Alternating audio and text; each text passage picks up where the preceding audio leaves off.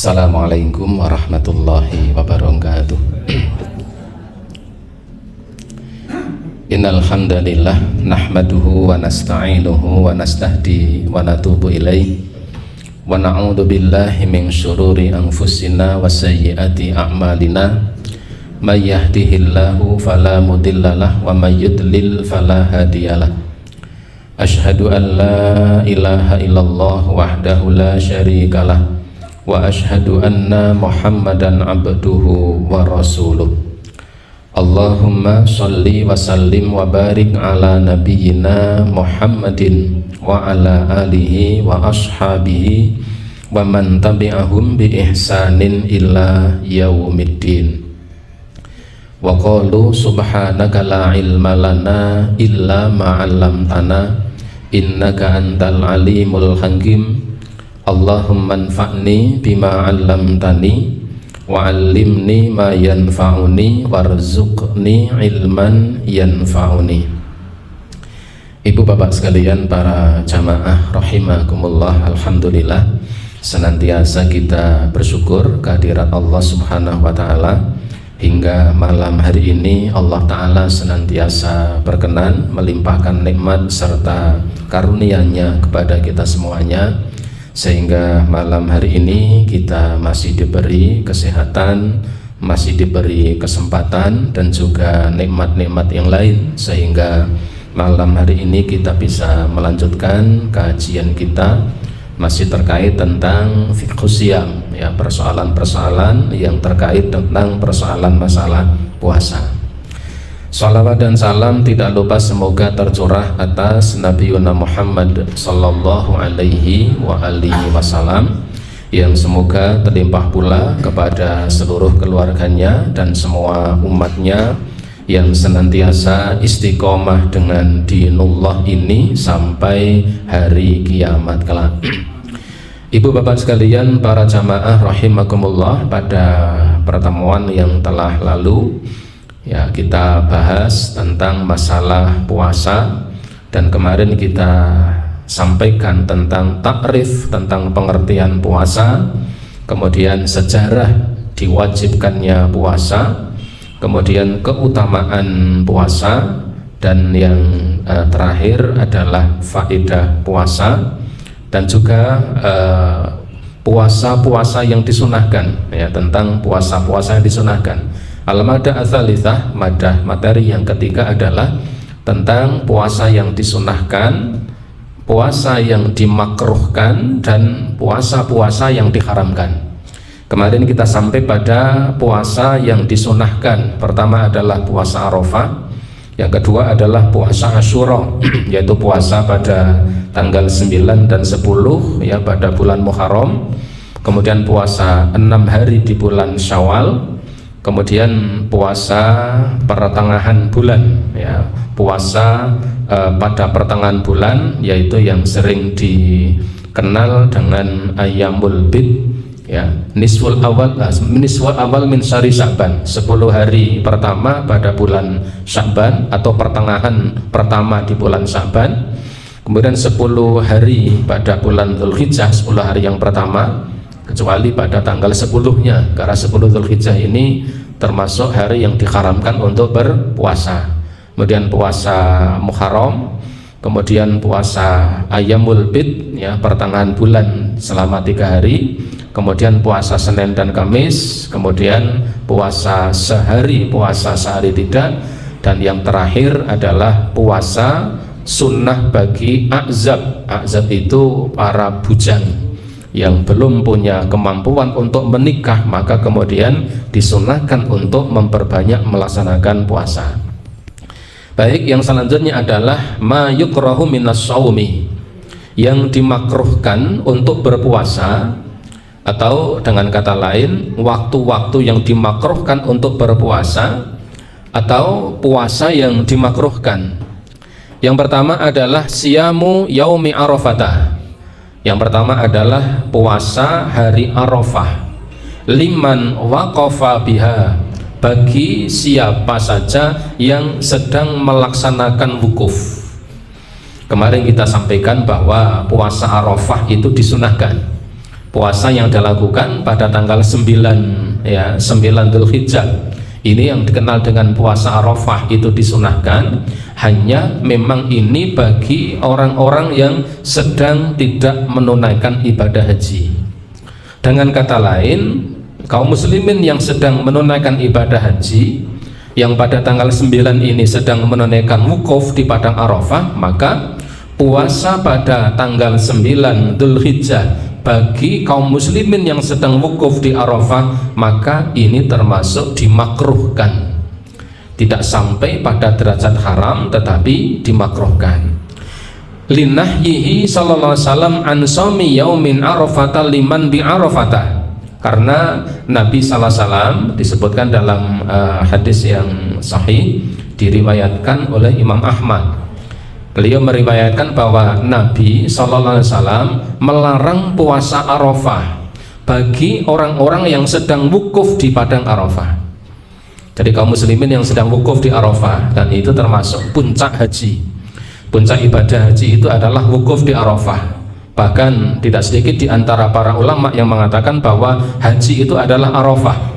Inti dari ibadah haji itu adalah ketika menunaikan wukuf di padang Arafah, yang areanya sudah dibatasi, tidak bisa wukuf di luar batas Arafah. Dan sekarang sudah ada garis dan ada pagar dan ada jalan yang membatasi antara wilayah Arafah dan wilayah bukan Arafah.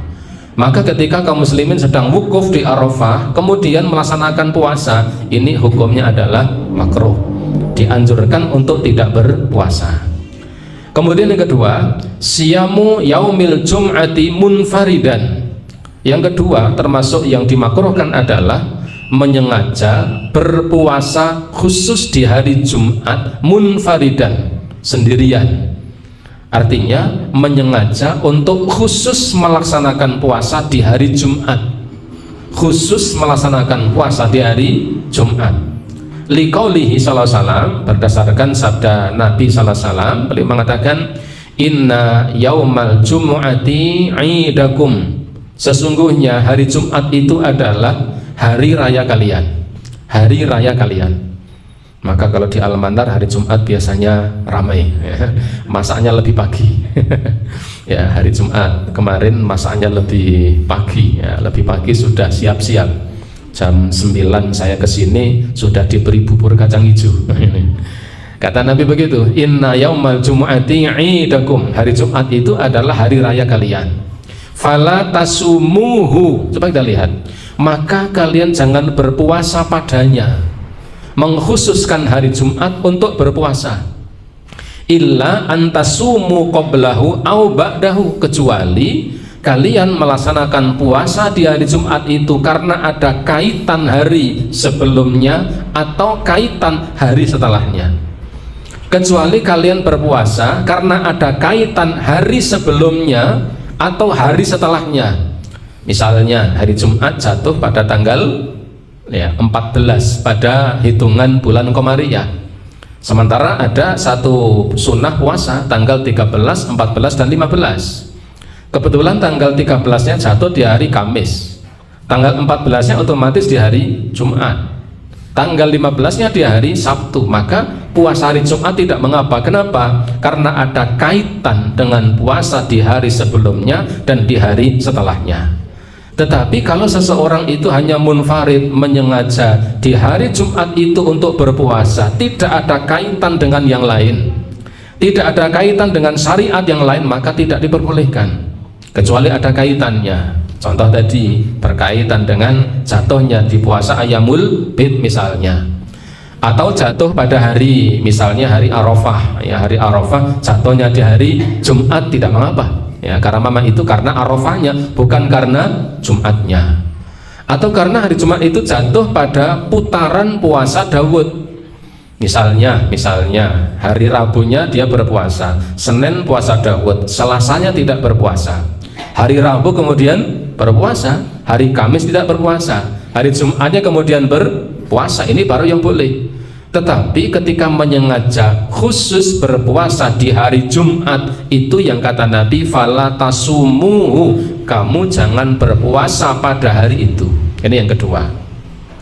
Yang ketiga, siyamu yaumis sabti munfaridan. Ya, yang kedua, menyengaja berpuasa khusus di hari Sabtu. Ini hampir sama dengan Jumat, ya, sama dengan Jumat. Menyengaja meniatkan berpuasa khusus di hari Sabtu saja. Ya, jadi tidak ada kaitan yang lain. Liqaulihi, karena Nabi mengatakan la tasumu yaumas sabti, kamu jangan berpuasa di hari Sabtu. Artinya apa? Puasa di hari Sabtu saja. Menyengaja untuk berpuasa di hari Sabtu, ya, ayamus sabat, hari Sabtu, hari Sabat. Illa fi mafturidu alaikum, kecuali pada puasa yang difardukan atas kalian. Ya, misalnya karena barangkali tadi seperti yang jatuh dengan kaitan hari yang lain. Hari Sabtu itu misalnya jatuh pada pertengahan bulan. Seperti tadi, Jumat tanggal 14-nya, Sabtunya tanggal 15-nya tidak mengapa. Atau misalnya ya jatuh karena pada putaran puasa-puasa Daud misalnya, hari Kamis berpuasa, hari Jumat tidak berpuasa, hari Sabtu kemudian berpuasa, itu baru tidak mengapa. Karena apa? Ada kaitan yang lain, ada kaitan-kaitan yang lain. Tetapi ketika khusus berpuasa di hari Sabtu saja, ini yang kemudian tidak diperbolehkan. Menyengaja meniatkan berpuasa hanya di hari Sabtu saja. Wa illam yajid ahadukum illa liha'a anabin, jika di antara kalian jika di antara kalian tidak menemukan sesuatu kecuali liha'a anabin, kecuali hanya akar pohon anggur, au uda syajaratin, atau kemudian cabang pohon yang bisa dimakan,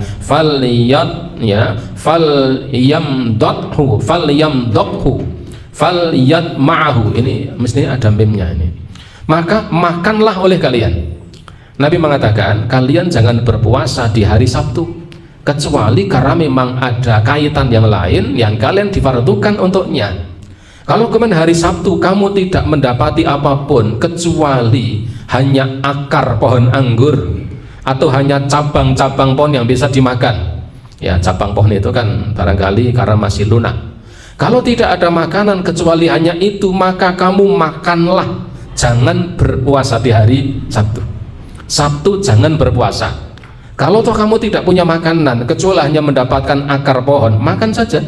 Atau mendapatkan ranting pohon, makanlah, tapi jangan berpuasa di hari Sabtu.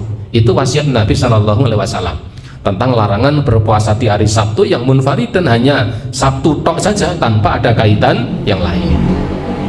Kemudian yang keempat adalah saumu akhir Sya'bana, puasa di akhir Sya'ban. Sya'ban itu bulan apa bahasa kita? Ruah, ya, ruah. Bulan ruah. Bulan untuk mengirim para arwah, kata orang Jawa. Maka banyak orang melaksanakan kegiatan-kegiatan yang identik dengan makanan, ya, hari gizi, ya, itu. Jadi saumu akhir Sya'bana, berpuasa di akhir bulan Sya'ban, akhir bulan ruah, ini termasuk dimakruhkan. Rasulullah SAW mengatakan idan tasafa Sya'banu falatasumu, jika kemudian Sya'ban itu berakhir, maka kalian jangan berpuasa padanya, berpuasa di akhir bulan Sya'ban. Ini yang barangkali bagi sebagian kaum muslimin cocok, ya. Kenapa? Pungpung gurung poso leh mangan di katok-katok kaki. Sehingga saya punya family kemarin itu cerita begini, ya, ada family agak jauh, ya, dia cerita di salah satu rumah makan di Temanggung, tidak saya sebutkan nama rumah makannya. Dari mulai hari kemarin itu hari apa? Hari Ahad sampai kemudian hari raya itu, sampai kemudian puasa, itu tiap hari rumah makan itu full dengan pesanan-pesanan untuk booking tempat. Jadi hampir tiap hari itu full, sampai dia dipesan oleh juraganya tidak boleh libur di hari-hari itu, kudu nyambut gawe, karena sudah banyak pesanan mau makan sebelum berpuasa. Dan ternyata itu rame, ya, di rumah makan itu sudah diwanti-wanti. Bahkan hari kemarin itu hari Ahad, saya ketemu sama orang tuanya, saya tanya, nanti bocai, kata dia, ini gak dijak baru dijak sama suaminya untuk apa? Nukoki kelambi anaknya.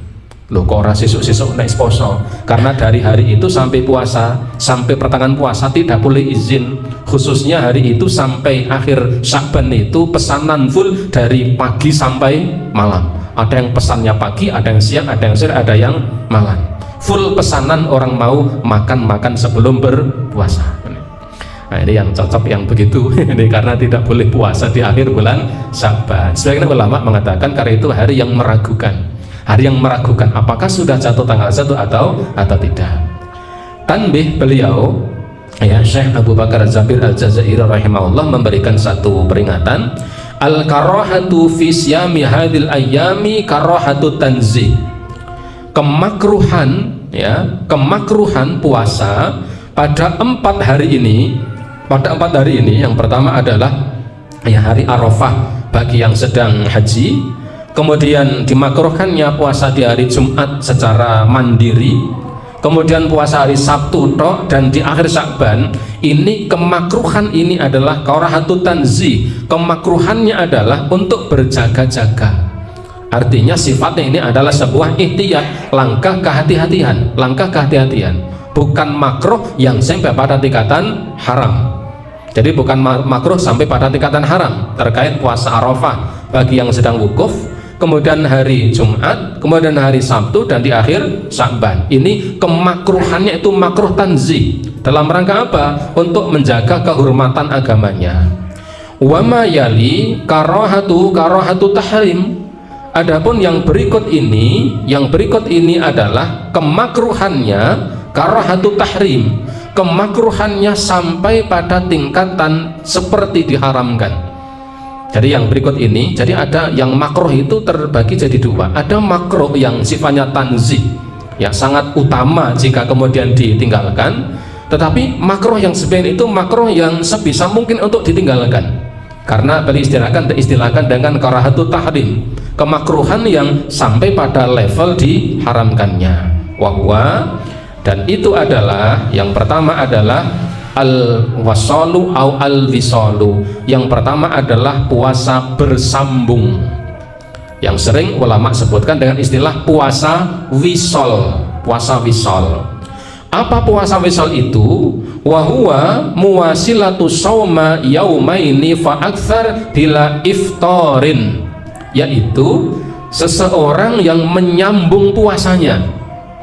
Seseorang yang menyambung puasanya yaumaini, baik 2 hari ya, au thalath au fa'aktsar, atau lebih. Seseorang yang menyambung suatu hari di mana dia berpuasa dengan hari berikutnya, baik 2 hari atau disambung dengan 3 hari atau bahkan lebih, bila iftarin, tanpa dia berbuka puasa. Itu namanya puasa wisol. Sekalipun hanya 2 hari tetap dikatakan puasa wisol. Puasa wisol, puasa yang bersambung. Di hari dia berpuasa dengan puasa di hari berikutnya tanpa dia berbuka puasa, itu namanya puasa wisol. Dan ini kemakruhannya sampai pada tingkatan haram, kata beliau. Jadi kata Syekh Abu Bakar Jabir Al-Jazairi, puasa wisol ini larangannya atau kemakruhannya sampai pada tingkatan haram. Liqaulihi, karena Nabi SAW mengatakan la tuwasilu, jangan kamu menyambung puasa kalian. Jangan kalian menyambung puasa kalian. Ini larangannya larangan mutlak. Kalian jangan menyambung puasa kalian. Artinya kalau memang ya mau ada puasa di hari berikutnya, kaitannya misalnya karena kodok ya, karena seseorang itu nyarutang puasa misalnya, ini tidak boleh kemudian disambung, tetapi harus ada berbukanya. Ada berbukanya dan ada makan sahurnya. Sahur itu sunnah, berbuka itu adalah wajib. Menyegerakan berbuka itu sunnah. Jadi sahur itu sunnah dan barokah. Buka puasa wajib. Menyegerakan berbuka itu sunnah. Ini pandangan ya para ulama demikian.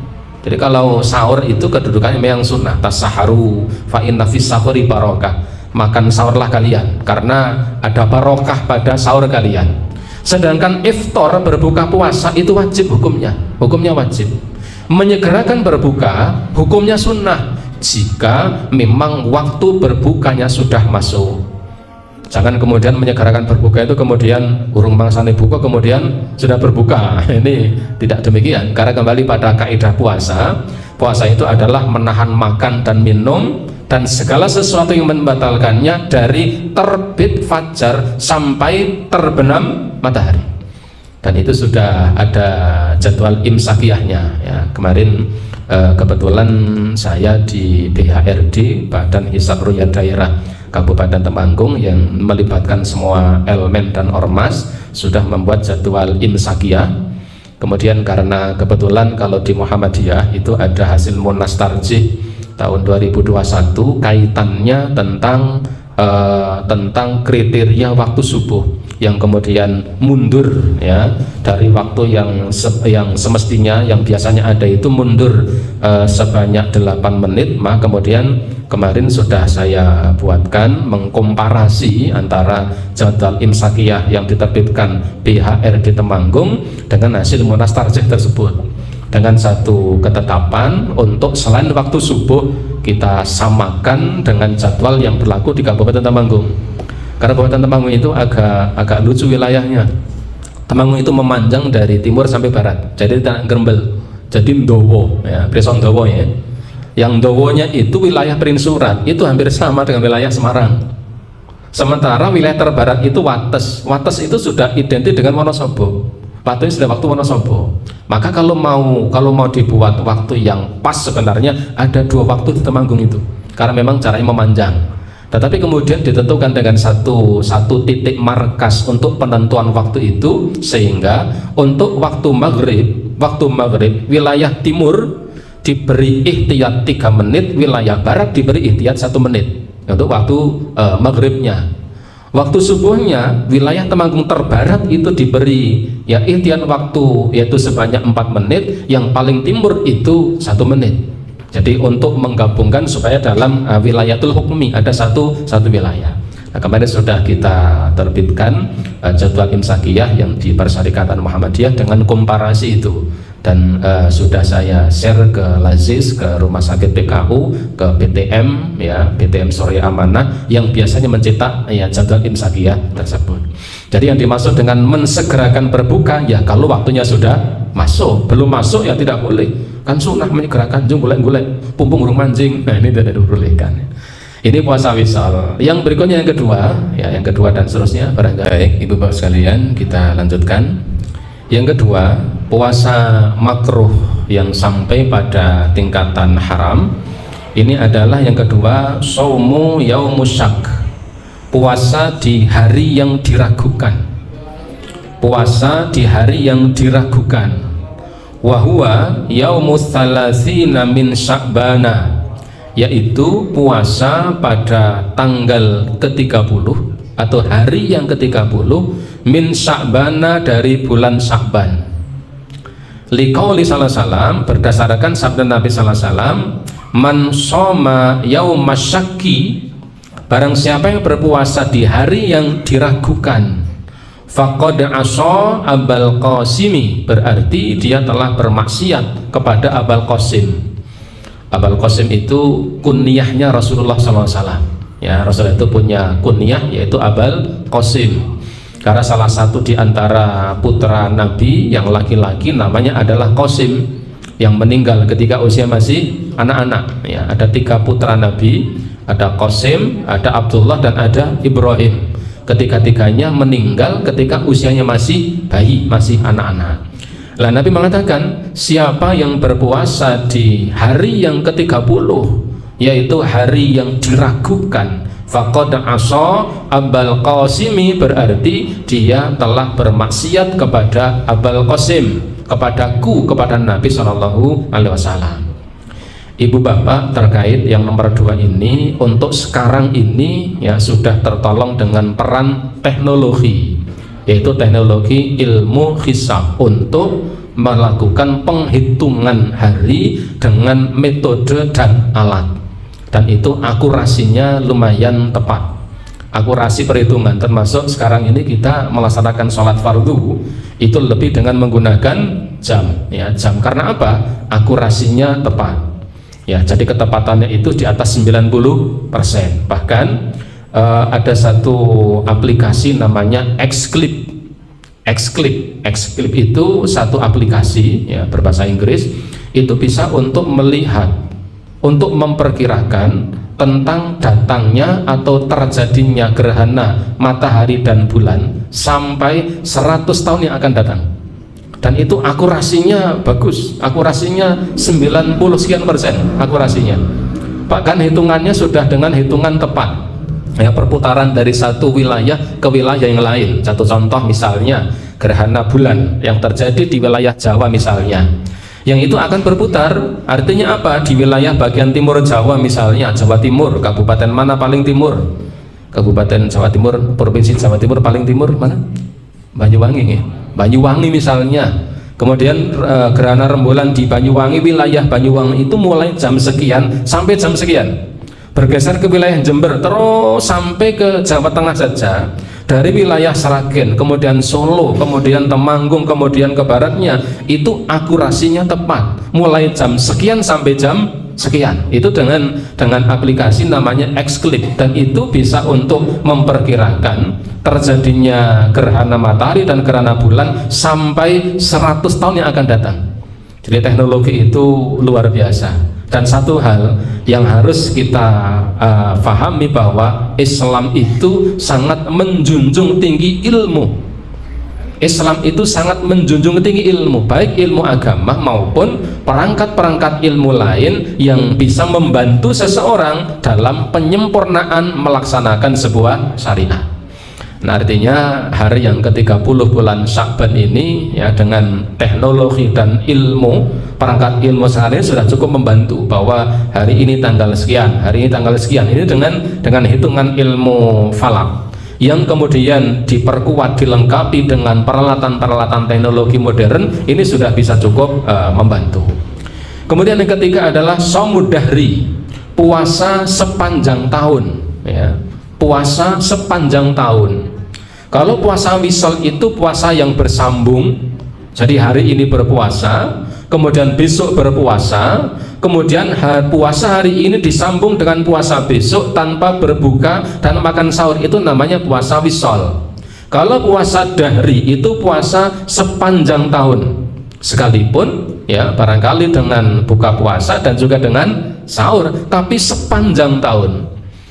Ini orang sering salah ya, sering salah, dianggapnya sesuatu yang hebat padahal itu sebenarnya tidak betul ya. Seperti puasa dalam waktu sekian hari ya, puasa dalam waktu 2 bulan, 3 bulan, bahkan 1 tahun ya, misalnya maksimal setahun full berpuasa. Ini justru sesuatu yang tidak disyariatkan.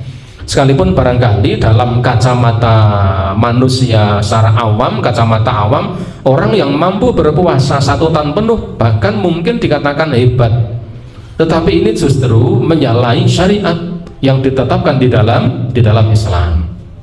Wa huwa shaumu sannati kulliha ya, ini puasa 1 tahun secara penuh, bahkan mungkin bila fatorin fiha, atau bahkan tidak berbuka puasa padanya. Nah, ini seperti yang sering kita kenal, ada poso ngebleng. Nah, ngebleng ya, orang Jawa itu ngebleng. Ngebleng itu puasa dalam waktu sekian hari ya, ada puasa ngebleng 40 hari. Nah, itu yang sering dijadikan ritual, ada kaitannya dengan ritual tertentu ya, bukan ritual di Mandalika, bukan ya, itu kita kesampingkan ya. Ritual pawang hujan ya, di pawang hujan udane malah soyo terus, malah bledeki saya pating jleger padahal di ajang internasional kan ya. Ya sudah, itu kita nikmati sebagai kelucuan di zaman ini aja. Nek dipikir mumet-mumet marake stres kan gitu ya. Jadi puasa sepanjang tahun. Kata Rasulullah SAW, la soma man somal abada. Tidak ada puasa bagi orang yang puasa sepanjang tahun. Tidak dikatakan puasa siapa yang berpuasa sepanjang tahun. Dalam riwayat yang lain Nabi mengatakan, man somal abada fala soma wala aftara. Siapa yang berpuasa sepanjang tahun, maka tidak ada puasa baginya dan tidak ada buka baginya. Ini artinya menjelaskan tentang larangan berpuasa sepanjang tahun tersebut. Yang keempat, termasuk puasa yang dimakruhkan, kemakruhannya itu hampir menempati keharaman. Yang keempat adalah saumul mar'ati bila idni zawjiha wa huwa hadirun, puasa sunnahnya seorang istri tanpa izin suaminya sementara suaminya ada di rumah. Puasa seorang wanita, puasa sunnah ya, tanpa sepengetahuan ya, izin atau sepengetahuan ya. Jadi izin dan sepengetahuan itu hampir sama sekalipun agak beda ya. Ngerti ning ora diizini kan begitu. Puasa sunnahnya seorang istri tanpa izin suaminya ya, sementara suaminya ada di rumah ya. Satu contoh misalnya ada seorang laki-laki bekerja di luar daerah ya, Wah, 1 bulan dia bekerja, pulang dapat libur 3 hari ya dari juragannya. 1 hari perjalanan pulang, 1 hari perjalanan ya berangkat lagi, 1 harinya di rumah. Cuma ada libur 1 hari dalam waktu sekian bulan, tekan ngomah istrinya malah poso sunnah. Ini termasuk makruh yang sampai pada tingkatan diharamkan. Sampai Nabi mengatakan la tasammil mar'atu yauman wahidan, janganlah seorang ya wanita berpuasa sekalipun barangkali mungkin 1 hari, wa zaujaha syahidun, sementara suaminya mengetahuinya, suaminya ada, illa biidnih, kecuali atas izinnya, illa ramadhana, kecuali puasa Ramadan. Artinya kalau seorang istri ini kemudian melaksanakan puasa sunnah, minimal suami mengetahuinya. Tapi tidak berarti kemudian suaminya njursak karepe dhewe ya. Istrinya mau puasa sunnah, suaminya ojo yang nang omah misalnya. Bisa mau puasa lagi diingatkan ndak boleh, ono dalile sampai ngene ngaji to. Ada seperti itu juga. Artinya ini ya butuh pemahaman yang komprehensif, yang lengkap. Ya, artinya seorang suami tidak serta-merta kemudian melarangnya, tetapi kemudian juga seorang istri tidak serta-merta kemudian seenaknya. Artinya ya dibutuhkan komunikasi yang baik pada keduanya. Ini dari nomor 1 sampai 4 ini puasa wisol, puasa di hari yang meragukan, puasa sepanjang tahun, dan puasa seorang wanita tanpa izin suaminya sementara suaminya ada di rumah. Ini makruh yang sampai pada tingkatan seperti diharamkan. Adapun yang berikutnya adalah shaumul muharram, puasa yang diharamkan ya, ini yang mutlak ya, puasa yang diharamkan. Wa huwa shaumul ayyamit taliyati, yaitu puasa pada hari-hari yang disebutkan ya sebagaimana berikut ini. Yang pertama adalah shaumu yaumal idi. Yang pertama adalah puasa di hari raya. Puasa di hari raya. Fitron kana au adha, baik puasa ya di hari raya Idul Fitri maupun puasa di hari raya Idul Adha ya. Puasa di hari Idul Fitri maupun Idul Adha ini mutlak ya, mutlak diharamkan ya, sekalipun barangkali seperti kemarin 2 tahun ya mangsani boto pandemi sehingga boto-boto gawe panganan gawe dhewe, sawang dhewe, kemudian dimakan dhewe itu, buat sendiri atau beli sendiri, kemudian ya dipajang sendiri, disawang sendiri, dimakan sendiri, dihabiskan sendiri, kemudian timbang kong ini tak poso wae, tetap tidak boleh ya. Nah, mudah-mudahan ini pandemi terus beranjak membaik ya, sehingga Idul Fitri besok sudah normal kembali, tidak seperti 2 kali Idul Fitri tahun yang lalu. Semoga demikian.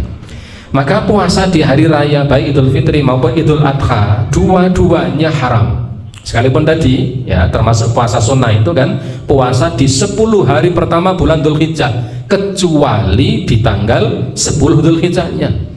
10 Dzulhijjah berarti hari raya Idul Adha, ini mutlak tidak diperbolehkan karena ada nas yang mustakil, nas yang berdiri sendiri yang menjelaskan tentang itu.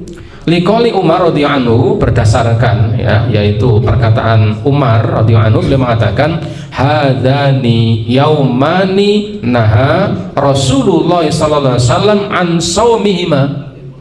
2 hari ini, Idul Fitri dan Idul Adha, itu 2 hari yang 2 hari ini Nabi melarang untuk berpuasa pada keduanya. Ya, Nabi melarang berpuasa pada keduanya.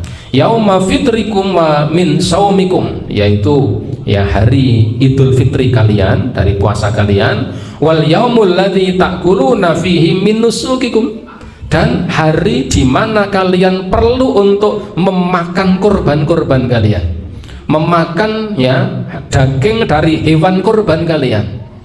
Ini mengingatkan ya, berarti memakan daging kurban dari binatang yang dikorbankan itu adalah boleh. Ya, kita dulu sering dapat keterangan kalau ada orang kurban tuh ya sing ikhlas. Ikhlas itu dimaknai ora kena melu mangan. Nanti nek ikut makan nang kanane kroak gitu.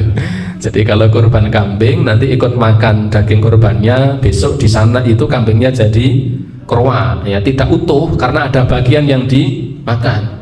Kalau nanti misalnya yang berkorban itu misalnya makan kepalanya, nanti di sana kambingnya tidak punya kepala.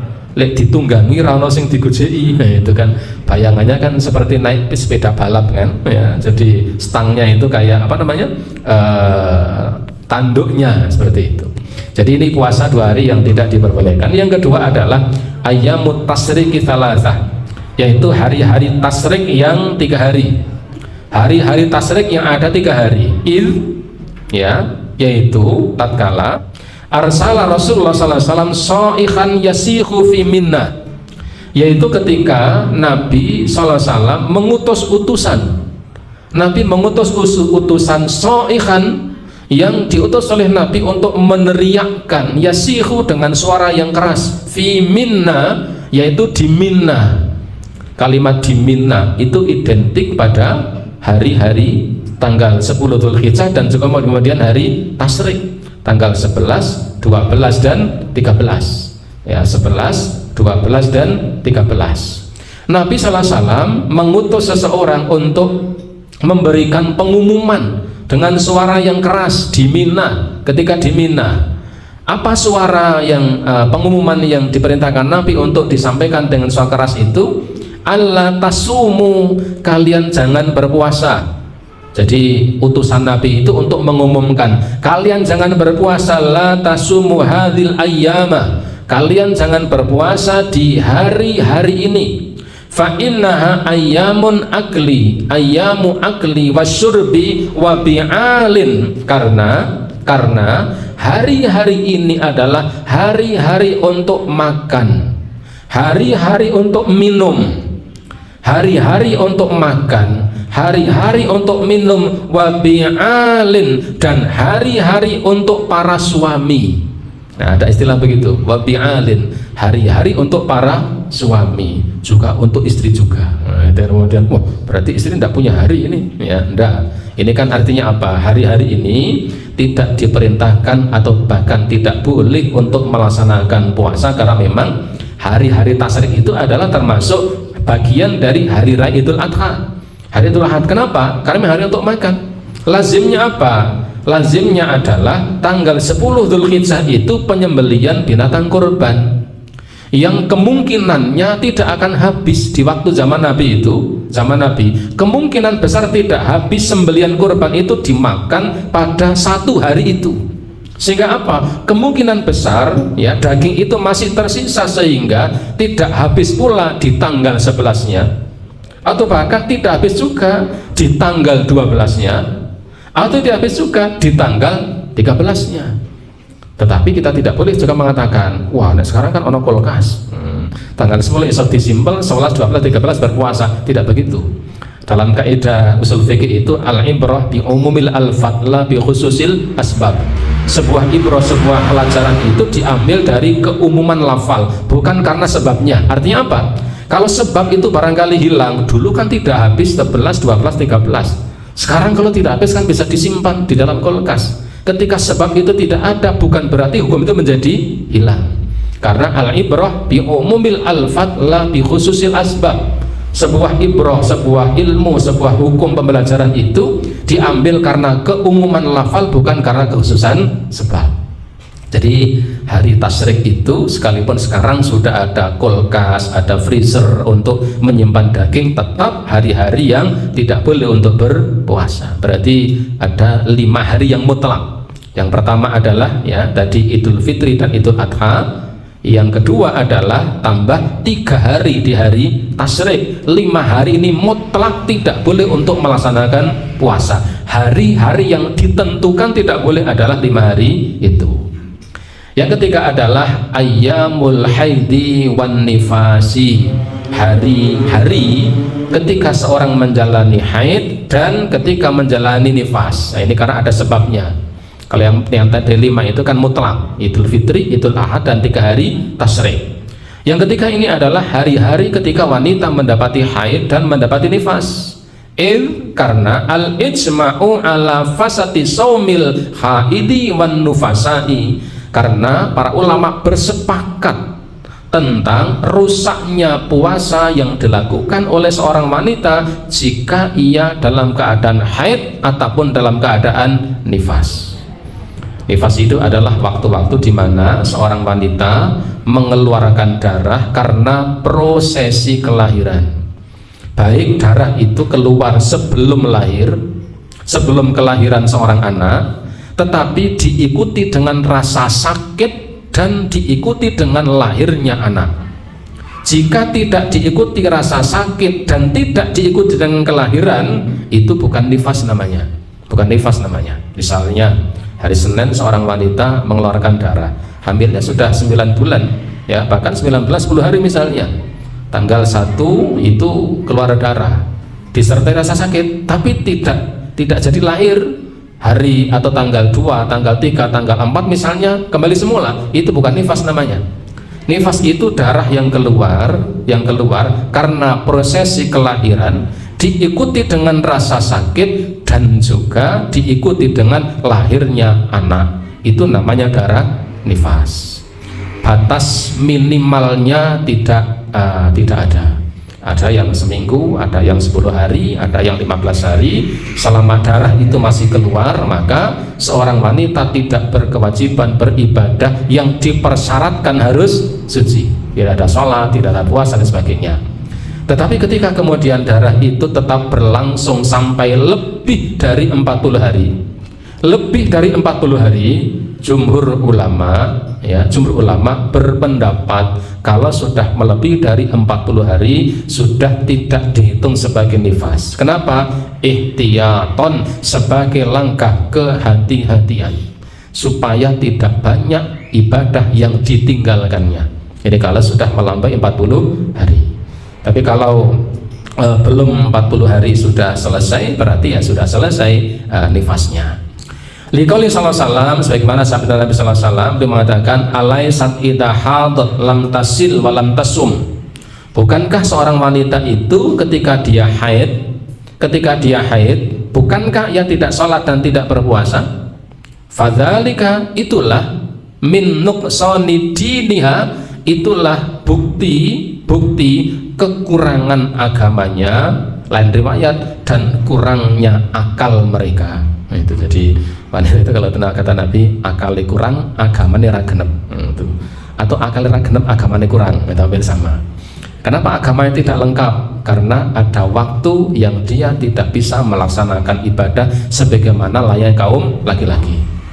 Kenapa akalnya kurang? Nabi mengatakan kalau ada sebuah pengadilan, ya, kemudian dibutuhkan saksi seorang laki-laki, maka jika tidak ada saksi seorang laki-laki, adanya wanita, maka yang dibutuhkan bukan satu lagi, bukan lagi satu, tetapi harus 2. Nah, ini di pembahasan yang lain. Yang keempat, saumul maridil ladzi yakhsha alai nafsil halak. Yang keempat adalah puasa seorang yang sedang mengalami sakit, yang dikhawatirkan jika berpuasa akan bisa membahayakan dirinya. Puasa seseorang yang dalam kondisi sakit, ya, dalam perawatan, dalam kondisi sakit, yang dikhawatirkan jika ia berpuasa bisa membahayakan keselamatannya. Seperti kalau di PKU Muhammadiyah itu, di sana ada sebuah opini syariah bahwa seorang yang sedang menjalani haji, ya haji, periksa haji nggih? Haji apa haji? Ya, cuci darah bahasa kitanya, itu tetap disarankan untuk tidak melaksanakan puasa. Ada yang mengatakan puasanya sah, ada yang mengatakan puasanya tidak sah. Terlepas dari itu, maka karena ketika haji itu kan ada semacam zat tertentu yang diikutkan, ya, masuk dalam prosesi penggantian darah itu. Ya, saya tidak bisa membahasakan itu di dunia medis. Maka sekalipun barangkali seandainya barangkali itu tidak membatalkan, tetap sarannya adalah untuk tidak melaksanakan puasa. Kenapa? Dikhawatirkan itu bisa membahayakan dirinya. Liqauli ta'ala, karena firman Allah Ta'ala, ya Allah Ta'ala berfirman, wala taqtulu anfusakum, janganlah kalian membunuh diri kalian sendiri. Artinya apa? Janganlah kalian membunuh diri kalian sendiri, itu artinya jangan melakukan satu tindakan yang bisa menyelamatkan keselamatan jiwa kalian. Jangan melakukan sesuatu yang bisa membahayakan keselamatan jiwa seseorang. Innallaha kana bikum rahima, dan sungguh Allah Subhanahu wa taala, ya Allah Taala, ya maha santun, maha pengasih kepada kalian semuanya. Ibu bapak, ini yang keempat ini adalah puasa yang dilakukan seseorang dalam kondisi sakit yang jika dia berpuasa bisa membahayakan dirinya. Ini bukan lagi makruh, tetapi ini adalah haram. Standar, ya, standar membahayakan dan tidak itu adalah medis yang memiliki satu ukuran. Marja'nya adalah, ya, tinjauan kesehatan. Karena ada satu kaidah al-adah muhakamah, apa yang berlaku pada sesuatu itu bisa dijadikan sebagai patokan hukum. Artinya ketika dokter punya SOP, punya standar, ya, operasional prosedur bahwa yang seperti ini akan membahayakan, apakah itu membahayakan dan tidak, tetapi SOP-nya tindakan yang seperti ini, ya, pasien yang mengalami seperti ini jika diberi tindakan seperti ini SOP-nya adalah membahayakan, maka itu berlaku membahayakan. Sekalipun kalau diterjang ternyata tidak membahayakan, tetapi itulah al-adah muhakamah. Al-adah muhakamah itu dalam kaidah fikih begini, sesuatu yang memang menjadi adah, ya, kebiasaan yang bisa dibuktikan secara empiris, itu bisa dijadikan patokan sebagai hukum. Contoh, seorang dokter ketika memberikan obat pada pasien, ya, dengan sakit flu misalnya, ada pasien sakit flu, teori medis dan dibuktikan empirik, obatnya adalah A. Datang pasien kedua, diberi sakitnya sama, flu, diberi obatnya A, sembuh. Pasien ketiga diberi obat yang sama, sembuh. Sampai pasien nomor 10, datang pasien nomor 11, sama sakitnya flu, oleh dokter diberi obat yang sama, obatnya A, pasien itu mati, maka keluarganya tidak bisa menuntut hak. Kenapa? Al-adah muhakamah. Dokter itu sudah melakukan satu tindakan yang secara lazim, ghalibnya adalah itu tindakan yang umum sesuai dengan prosedur. Maka, ya, ketika ada seseorang, ya, dalam kondisi sakit, kalau kemudian dirasa memang SOP-nya itu membahayakan, ya, membahayakan dirinya kalau dia berpuasa, sebaiknya tidak berpuasa. Dan ini tidak bisa kita yang mengukur. Misalnya kita linu-linu awake, ya, linu-linu awake. Kemudian siang-siang dia makan, sampean kok madang tuh, aku linu-linu, aku madang, ini nek ora tak madangi berbahaya ini. Nah, ini tidak bisa begitu. Ya, hanya misalnya loro cingkloke, misalnya loro cingkloke sikil, kemudian siang hari dia makan tewal-tewal, saya kok madang toh, ini kalau saya tidak makan itu berbahaya, ini membahayakan diri saya kalau saya melanjutkan puasa. Nah, ini tidak seperti itu. Jadi standarnya adalah, ya, sesuatu yang bisa dipertanggungjawabkan. Ibu bapak, ini yang keempat. Adapun tema yang berikutnya adalah wujubu shaum Ramadan. Saya kira ini sudah banyak yang paham, banyak yang tahu, dan barangkali tinggal mereview kembali, ya, ibu bapak bisa browsing, bisa bertanya kaitannya persoalan-persoalan yang berkaitan dengan puasa Ramadan. Ibu bapak para jamaah rahimakumullah, barangkali sampai di sini yang bisa kita sampaikan pada malam hari ini. Semoga bermanfaat. Barangkali ada kesalahan, khilafan, semoga Allah memberi ampunan. Dan bila mungkin ada pertanyaan, jika ada kami persilahkan. Kalau ada, monggo nek wonten. Oke. Untuk orang yang akan dioperasi itu biasanya sudah puasa, Pak. Oke. Itu digolongkan sebagai makruh apa haram atau tidak? Oke. Kalau ada orang yang mau operasi, kemudian dia disarankan berpuasa, itu masuknya pada yang diharamkan kalau berpuasa. Kenapa? Itulah yang saya maksud, dokter punya SOP, standar operasional prosedur, yang itu kalau dilanggar bisa membahayakan. Maka ketika kemudian memang itu sudah secara empiris, secara keilmuan bisa dipertanggungjawabkan, bisa dibuktikan, maka harus dipatuhi. Ketika kemudian seorang mau operasi, kemudian dia disuruh tidak berpuasa, tapi diam-diam berpuasa misalnya, nah ini tidak diperbolehkan, karena untuk masalah medis secara empiris, secara ilmu yang tahu adalah dokter. Apakah kemudian ilmu itu benar, tepat atau tidak, itu sudah kita kesampingkan. Tetapi persoalan itu yang paling tahu adalah mereka. Sehingga misalnya contoh tadi, ada seorang yang akan dioperasi, kemudian dari dokter sudah ada SOP-nya, ada standar operasional prosedurnya sudah ditentukan, harus berpuasa. Maka kalau dia berpuasa masuk kategorinya adalah haram. Kenapa? Karena kalau tidak berpuasa bisa membahayakan dirinya. Barangkali dokter punya ketentuan, operasi itu harus berpuasa lebih dahulu, dan mereka paham kalau tidak berpuasa, tidak berpuasa maka kemudian dia akan bisa mendatangkan bahaya bagi dirinya. Maka ketika dia berpuasa, saya sampaikan, ketika berpuasa harus, tidak berpuasa haram, kebalik. Kalau dokter itu sudah menyatakan harus berpuasa, maka dia harus berpuasa. Kalau dia kemudian tidak berpuasa, malah itu termasuk membahayakan dirinya.